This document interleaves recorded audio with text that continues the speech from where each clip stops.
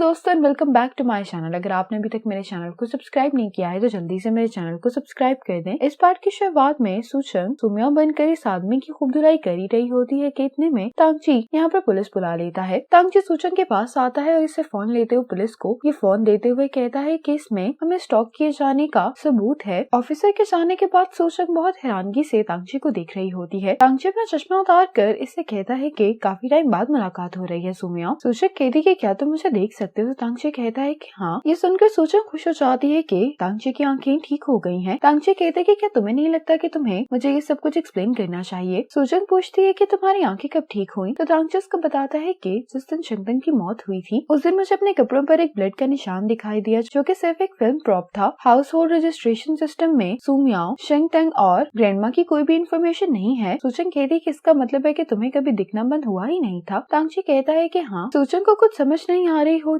इसलिए यहाँ से भाग जाती है। अब सूचंग लिनियन के पास बैठी यही सोच रही होती है कि तांगची को कैसे फेस करेगी। इतने में ही तांगची का इसको मैसेज आ जाता है कि मैं चाहता हूँ कि तुम मुझे ये सब कुछ एक्सप्लेन करो, मैं तुम्हारा इंतजार कर रहा हूँ। ये मैसेज पढ़ने के बाद सूचंग तांगची के पास आ जाती है। सूचंग तांगची से माफी मांगते हुए कहती है कि मैंने तुम्हें जानबूझकर धोखा नहीं दिया। सूचंग तांगची को सुमियाओ, फंगजिन और शिंगतंग में ट्रांसफॉर्म होकर दिखाती है। तांगची कहती है कि मुझे समझ आ रही है कि कैसे कमजोर फंगजिन ने अचानक क्वेंचिंग यू को मारना शुरू कर दिया था। सूचंग तांगची से माफी मांगे जा रही होती। तांगची कहता है कि मुझे रिजेक्ट करने के लिए तुम कुछ ज्यादा ही एक्सट्रीम हो गई थी। सूचंग तांगची को इसको अल्पाका में भी ट्रांसफॉर्म होकर दिखाती है। सूचंग कहती है कि मुझे नहीं अंदाजा था कि ये सब कुछ होने वाला है। मेरे एक झूठ की वजह से मुझे मजीद झूठ बोलने पड़े। मैं तुम्हें बताना चाहती थी लेकिन ये सब कुछ एक्सप्लेन करना आसान नहीं था और ना ही मुझमें हिम्मत थी। तांगची कहता है कि तुम सही थी, मुझे ही फंगजिन और सुमिया को पसंद नहीं करना चाहिए था। वो मुझे अवॉइड कर रही थी लेकिन फिर भी मैं उन्हें बार बार परेशान कर रहा था। लेकिन अब फाइनली सब कुछ क्लियर हो गया है तो हम इस सब को यहीं पर खत्म कर देते हैं। ये कहकर तांगची यहाँ से जाने लगता है तो सूचंग इससे पूछने के लिए आती है कि क्या तुमने मुझे माफ कर दिया है। ये पूछते हुए सूचंग देखती है कि तांगची रो रहा है। ये देखकर सूचंग को बहुत बुरा लगता है। अगली सुबह सूचंग की लिफ्ट में तांगची से मुलाकात हो जाती है। ये ब्रेकफास्ट का बहाना करके बाहर जाने वाली होती है लेकिन तांगची उसको जाने नहीं देता। तांगची को अपने करीब आता देखकर सूचंग डर रही होती है। तांगची उसको बताता है कि तुम्हारा बैग का बटन खुला हुआ है। ये कहकर तांगची सूचंग को अपना कोट दे देता है। तांगची का कोट पहनने के बाद सूचंग इसको थैंक्स बोलती है। आज ऑफिस में सबको मालूम हो चुका होता है कि वांगी ने तांगची की आंखों की प्रॉब्लम के बारे में वेंदाई को खबर की थी, इसीलिए उसे जॉब से निकाल दिया गया होता है। अब ये सबको कंपनी का नया परफ्यूम देता है जिसके लिए इन्हें मार्केटिंग कैंपेन का कॉन्सेप्ट सोचना होता है। इस परफ्यूम को स्मेल करने के बाद सूचंग को एक फ्लावर की याद आ रही होती है। इस फ्लावर की फोटो इंटरनेट पर देखने के बाद सूचंग को याद आता है कि ये फ्लावर तो इसकी ग्रैंडमा के घर पर हुआ करता था। सूचंग के दूसरे कोलीग्स को भी ये परफ्यूम स्मेल करने के बाद इनके बचपन की याद आ रही होती है। सूचंग खुद से कहती है कि टाइम की भी खुशबू होती है जो हमें माजी में पीछे लेकर जा सकती है। सूचंग जल्दी से वेन को मैसेज करती है कि मुझे तुम्हारी मदद की जरूरत है। अब सूचंग वेन से मिलने के लिए आ जाती है जो कि इसको ये नई स्वीट्स ट्राई करवा रहा होता है। तांगची यहाँ से गुजरते हुए सूचंग को वेन के साथ देखकर इसको अच्छा नहीं लगता। तांगची सूचंग को कॉल करके पूछता है कि तुम कहाँ पर हो? सूचंग कहती है कि मैं बाहर काम कर रही हूँ। तांगची कहता है कि क्या तुम सच में काम कर रही हो? सूचंग कहती है कि हाँ। तांगची कहता है कि ठीक है। ये कहकर ये कॉल बंद कर देता है। सूचंग सोच रही होती कि अब इसको क्या हो गया है। अब सूचंग वेन के साथ ये स्वीट्स लेकर नर्सिंग होम आ जाती है। ये सभी लोग ये स्वीट्स खाकर काफी खुश हो रहे होते हैं। सूचंग अब इनको अपने परफ्यूम का सैंपल देती है जिस पर ये सब लोग कहने लगते हैं कि अब हमारी उम्र नहीं रही है परफ्यूम्स वगैरह इस्तेमाल करने के, इसलिए ये सारे सैंपल सूचंग को वापस कर देते हैं। दूसरी तरफ तांगची अपने टीचर से मिलने के लिए आया होता है। ये अपने टीचर को अपना नया परफ्यूम ट्राई करने के लिए देता है। टीचर कहते हैं कि ये परफ्यूम स्मेल करके पुरानी यादें याद आ रही हैं। तांगची कहता है कि मेरे परफ्यूम का कॉन्सेप्ट यही है, चाहे जितना भी वक्त गुजर जाए जब तक हमारे पास मेमोरी है तब तक हम उन चीजों की खुशबू को भी याद रखते हैं। अब सूचंग ने यहाँ पर शुयू को भी बुला लिया होता है। सूचंग अब एक लेडी की फोटो लेकर इस तस्वीर के जरिए उनकी एज को रिवर्स करने लगती है। ये देखकर ये लेडी बहुत खुश हो जाती है, कहने लगती है कि तुम लोग यकीन करो मैं जब 20 साल की थी तब मैं ऐसी ही दिखाई देती थी। ये कहने लगते हैं कि मेरे पास तो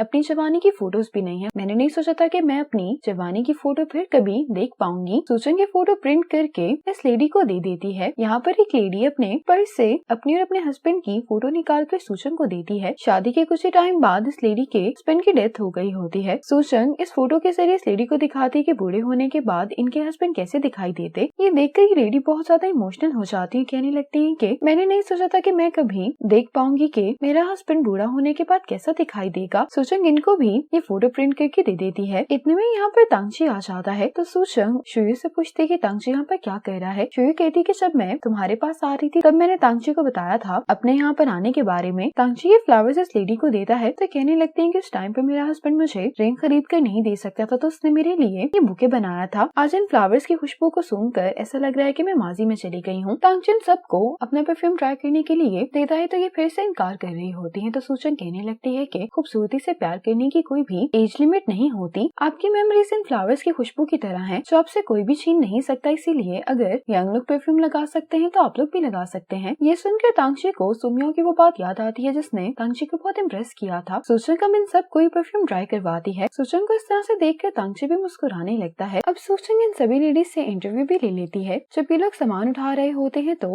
वेन जल्दी से सूचन को बुलाता है। सूचन वेन की बाजू को मसाज देने लगती है। देखकर तांगची जेलस हो जाता है कि सूचन को यहाँ से लेकर साइड पर आ जाता है। सूचन पूछते है कि आप मुझे यहाँ पर क्यों लेकर आए हैं तो तांगची सूचन से पूछता है कि ये लड़का तुम्हें पसंद करता है। सूचन कहती है कि मैं जानती हूँ। तांगची कहते है कि क्या तुम भी उसको पसंद करती हो तो सूचन कहती है कि हाँ। ये सुनकर तांगची को अच्छा नहीं लगता तो सूचन कहने लगती है कि मैं उसकी बहन हूँ तो मैं उसे पसंद करूंगी ही ना। वेन का सरनेम भी सू होता है। इससे तांगची को रियलाइज हो जाता है कि इससे गलत फहमी हो रही है। वेन तो सूचन का कजन है। सूचन नोटिस कहती है कि एक परिंदे का घोंसला तांगची के सर पर गिरने वाला है तो ये तांगची को आगे खींच लेती है। सूचन तांगची को बता रही होती है कि एक घोंसला तुम्हारे ऊपर गिरने वाला था। तांगची कहता है कि क्या तुम सुन सकती हो। सूचन कहती है कि क्या। तांगची सूचन से कहता है कि मेरी हार्ट बीट तुम्हारी वजह से तेज हो रही है। ये सुनकर सूचन शॉक हो रही होती है। तांगची सूचन को किस करने वाला होता है ये देखकर सूचन तांगची को उठाकर नीचे फेंक देती है। सूचन तांगची से कहती है कि मैं तुमसे पहले ही माफी मांग चुकी हूँ, लेकिन अगर तुमने मुझे माफ नहीं करना तो तुम मुझे काम से निकाल सकते, लेकिन इस तरह से मुझे बेवकूफ बनाना ठीक नहीं है। तांगची कहता है कि मैं तुम्हें बेवकूफ नहीं बना रहा, मैं तुम्हें सच में पसंद करता हूँ। सूचन कहती है कि तुम्हें सुमियों का सुंदर चेहरा और फंक्शन की पर्सनैलिटी पसंद है। मेरे पास तो कुछ भी नहीं है तो फिर तुम मुझे क्यों पसंद करोगे। तांगची कहता है कि सुमिया और फंक्शन दोनों तुम ही थी। मुझे ये बात अभी रियलाइज हुई है कि तुम चाहे किसी भी पर्सन में ट्रांसफॉर्म हो जाओ, मैं हमेशा तुम्हें पसंद करूंगा। सूचन कहती है कि मैं फिल्टर दोबारा इस्तेमाल नहीं करूंगी, इसलिए तुम ये सपने देखना छोड़ दो। ये कहकर सूचन चली जाती है। वापस घर आने के बाद सूचन तांगची की कही हुई बात के बारे में सोच रही होती है। दूसरी तरफ तांगची गुयू को कॉल करके कहता है कि क्या तुम्हारे पास सूचन की कोई फोटो है तो गुयू कहता है कि हाँ मेरे पास कुछ ग्रुप फोटोज हैं। ये तांगची से पूछता है कि क्या तुम्हें सब समझ आ गया है। तांगची कहता है कि हाँ मुझे रियलाइज हो गया है कि मैं भला सूचन को ही कलर्स में क्यों देख पा रहा था। गुयू कहता है कि अभी भी देर नहीं हुई, अगर वो तुम्हारी दुनिया में नहीं आना चाहती तो तुम उसकी दुनिया में जा सकते हो। ये ग्रुप फोटोज देखने के बाद तांगची सूचन का स्केच बनाने के लिए बैठ जाता है। अगली सुबह सूचन जब काम के लिए निकल रही होती तो तांगची बाहर खड़ा इसका इंतजार कर रहा होता है। ये सूचन के पास आकर इसे फ्लावर्स देते हुए कहता है कि कल के लिए तुम मुझे माफ कर दो। सूचन कहती है कि तुम मुझसे माफी मत मांगो, मैंने भी कल तुम्हें कुछ ज्यादा ही जोर से नीचे गिरा दिया था। तांगची सूचन से कहता है कि कल मैंने तुमसे अपनी फीलिंग्स किसी बदले या फन के लिए कन्फेस नहीं की थी, मैं सच में तुम्हें पसंद करता हूँ। सूचन कहती है कि अगर मैं तुम्हें रिजेक्ट करूंगी तो क्या तुम मुझे काम से निकाल दोगे तो तांगची कहता है कि नहीं। सूचन कहती है कि मैं तुम्हें पसंद नहीं करती, इसलिए तुम मेरा पीछा मत करो। ये कहकर सूचन चली जाती है। आज ऑफिस में प्रेजेंटेशन देते हुए सूचन कहती है कि इस परफ्यूम की कैंपेन ये एक पुरानी एक्ट्रेस बाई मिंग जू से करवाना चाहती है। तांगची भी सूचन के आइडिया को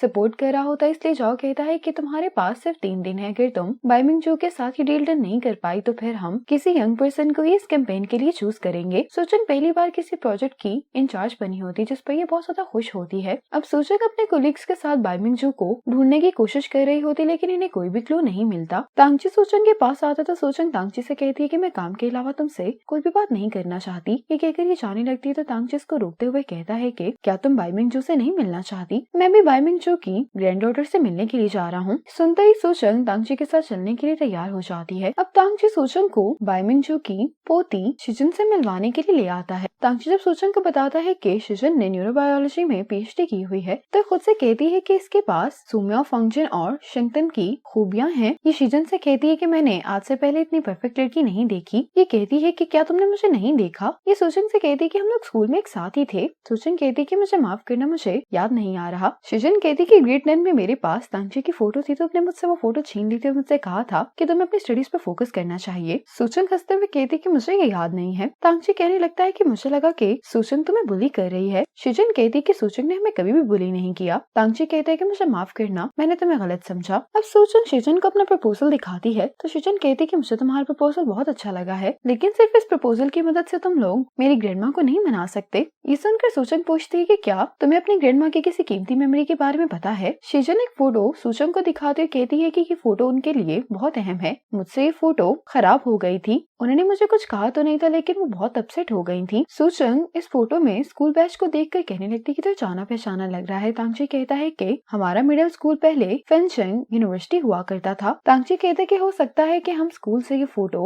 और इस इवेंट के बारे में कोई जानकारी हासिल कर सकते हैं। शिजन कहती है कि अगर तुम लोग ऐसा करोगे तो मेरी ग्रैंडमा बहुत खुश हो जाएंगी। शिजन तांगची से पूछती कि क्या तुम्हारी कोई गर्लफ्रेंड है, तो तांगची कहता है कि नहीं। शिजन टिश्यू का हार्ट बनाकर तांगची को देते हुए कहती कि वो लव लेटर है जो मुझसे स्कूल में सूचन ने ले लिया था। सूचन इन दोनों को किला छोड़कर यहाँ से जाने वाली होती तो तांगची सूचन को रोकता है और शिजन से कहता है कि मेरी कोई अभी गर्लफ्रेंड नहीं है, लेकिन मैं किसी को पसंद करता हूँ। ये सुनकर सूचन चली जाती है। शिजन समझ जाती है और तांगची को गुड लक कहती है। तांगची और सूचन स्कूल यूनिफॉर्म पहनकर स्कूल आ गए होते हैं। सूचन तांगची से कहती है कि हम यहाँ पर किसी गलत काम के लिए नहीं आए, हम प्रिंसिपल से बात कर सकते थे। तो तांगची कहता है कि हमारे पास इतना टाइम नहीं है। अब ये दोनों लाइब्रेरी आकर उस ईयर का स्कूल एल्बम देखने लगते हैं जिसमें बाइमिंग जो ग्रेजुएट हुई थी। सूचन तांगची को अखरोट तोड़कर देती है। ये देखकर तांगची को स्कूल टाइम याद आ जाता है और हैरान होते हुए सूचन से पूछता है कि स्कूल में तुमने अखरोट मुझे इसलिए तोड़कर दिए थे क्योंकि तुम वो मेरे साथ शेयर करना चाह रही थी। सूचन कहती है कि हाँ, मुझे चीजें शेयर करना अच्छा लगता है। तांगची कहते हैं कि उस टाइम पे मुझे लगा कि तुम मुझे डरा रही हो, मुझे लग रहा था कि तुम नहीं चाहती कि मैं यहाँ पे बैठूं, इसलिए मैं चला गया था। सूचन कहती कि क्या तुम इसलिए उठकर नहीं गई थी क्योंकि मैं तुम्हें अगली लगती थी। तांगची कहते हैं कि नहीं, तुम मुझे माफ कर दो कि मैंने तुम्हें गलत समझा। तांगची अब ये खाने वाला होता है तो सूचन